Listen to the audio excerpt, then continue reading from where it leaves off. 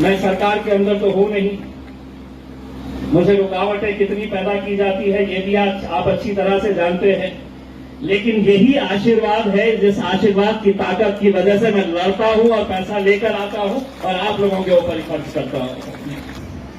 मैं एक बात कहना चाहता हूं, ये जो पैसा मैंने दिया है ये मेरा पैसा नहीं है, ये आप ही लोगों का पैसा है। क्योंकि मुझे बनाया किसने है, तो मुझे बनाया आप लोगों ने है।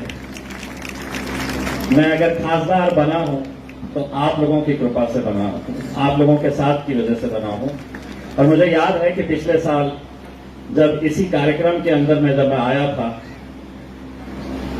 तो उस वक्त मुझसे ये कहा गया था कि यहां पर पेवर ब्लॉक्स लगाना है, कंक्रीटीकरण करना है। और मुझे भी ये लगा कि महाराष्ट्र के कोने कोने से इतने सारे लोग यहां पर इस शुभ दिन के अंदर आते हैं, तो हमारे शहर की भी अच्छी पहचान होनी चाहिए। बाहर से आने वाला इंसान ये लेकर जाना चाहिए कि हम यहां पर बुद्ध लेनी के अंदर आए थे तो कितनी अच्छी सुविधाएं यहां पर थी। उस वक्त जब मुझसे कहा गया था कि यहां पर कुछ करना है तो मैंने फौरन में तो 10 लाख रुपए की घोषणा की थी। लेकिन एक बात मैं ये मानकर चलता हूं, ये कला आदरणीय भंते जी के पास है कि 10 के 20 फौरन करवा दिए थे उसने। और मैंने भी 1 मिनट का समय नहीं लिया था।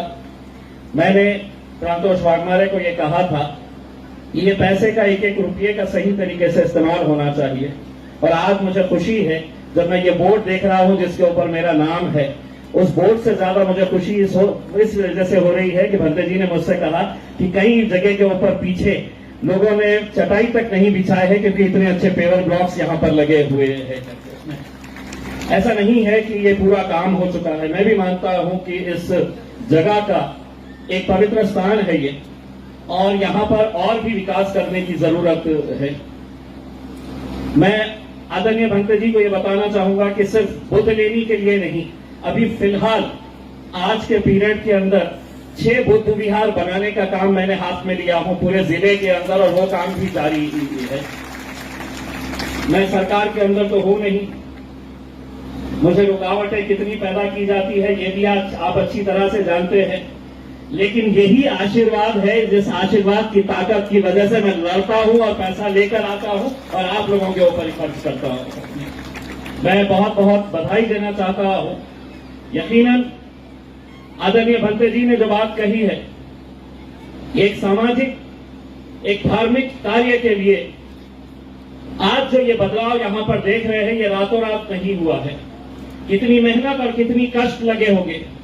बिल्कुल सही बात उन्होंने कही थी कि जब पहले 100 रुपया लेना पड़ता था किसी से तो वो 100 मरतबा बुलाता था तब जाकर 100 रुपये देता था। लेकिन जब लोगों को ये विश्वास हुआ कि नहीं, ये काम ईमानदारी के साथ होता है, धर्म का काम हो रहा है, समाज का काम हो रहा है, तो अब भंते जी को जाना नहीं पड़ता है। वो आदेश देते हैं और आदेश देने से पहले ही उनके पास पैसा पहुंच जाता है। मुझे भी आदेश दिया गया है कि यहां पर और कुछ काम बचा हुआ है, लेकिन भंते जी मेरी दिक्कत यह है कि अब वक्त आ गया है, 5 साल का खासदार होता है, 4.5 साल तो यूं ही निकल गए हैं, आखिरी के 4-5 साल बचे, 4-5 महीने बचे हुए हैं। अब आगे का नया भिड़ू नया राज अगर होगा तो मैं आपको वादा करता हूं कि आपके जितने भी मसले हैं, जितने भी आपके विकास काम है, मैं उसको यकीनन पूरा करूंगा। मैं आज के शुभ दिन के ऊपर आप तमाम लोगों को बहुत बहुत बधाई देता हूं और यही उम्मीद करता हूं कि आप लोगों का आशीर्वाद, आप लोगों का साथ, आप लोगों का प्यार ऐसे ही बरकरार रहे करके। और भंते जी का जब भी जो भी आदेश आएगा वो बिल्कुल सर नीचा करके उस आदेश का पालन किया जाएगा। बहुत बहुत धन्यवाद। कला मुझे भी आती जो कला भंते जी के पास है। मैं सरकारों के पास जाके सर पटक लेता हूं कि मुझे कुछ दो मेरे चुनावी क्षेत्र के लिए, लेकिन देते नहीं है। भंते जी ने आदेश दिया है कि यहां पर एक ओपन जिम बनाया जा रहा है हमारे दादा साहब की तरफ से। प्रांतोष का कहना है कि उसके लिए 7 लाख रुपए लगेंगे करके। भंते जी आपका आदेश सर आंखों के ऊपर 7 लाख रुपए इस जिम के लिए डिक्लेयर करता हूं मैं। बहुत धन्यवाद। सर्वांनी परत जोरात टाळ्या सर्वांना देने वाले के लिए बहुत मंगल कामना और बहुत शुक्रिया और बहुत आशीर्वाद। धन्यवाद।